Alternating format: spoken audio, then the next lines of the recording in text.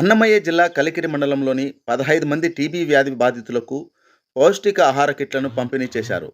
ఈ కార్యక్రమాన్ని రెడ్డి సంక్షేమ సంఘం ఆధ్వర్యంలో స్థానిక ప్రభుత్వ ఆసుపత్రి ప్రాంగణంలో నిర్వహించారు.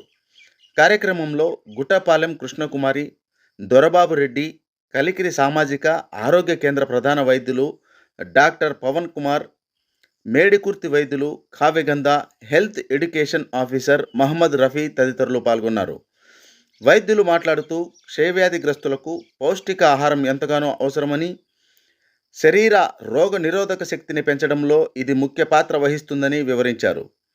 ప్రభుత్వం తరపున ఉచితంగా లభించే మందులను క్రమం తప్పకుండా వాడుతూ కూరగాయలు, పండ్లు, పాలు, గుడ్లు వంటి ఆహార పదార్థాలను తీసుకోవాలని సూచించారు. రెడ్డి సంక్షేమ సంఘం ప్రజాప్రతినిధులు మాట్లాడుతూ సంఘంలో ఆర్థికంగా బలహీన వర్గాలకు సహాయం అందించడం తమ బాధ్యతగా భావిస్తున్నామని, ఇలాంటి సేవా కార్యక్రమాలు భవిష్యత్తులో రికార్డ్ అవుతుందా?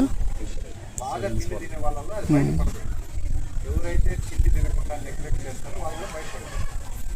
అది జబ్బు బయటపడిందంటే ఉన్న బరువులో ఒక 20% తగ్గిపోతుంది. 50 నుండి 30 వచ్చేస్తుంది.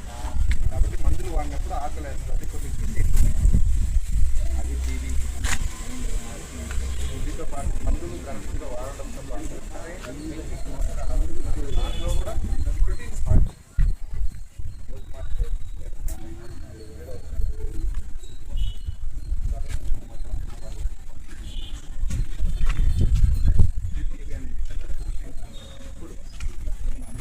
అనేది భయపడాల్సిన అవసరం తప్పేది.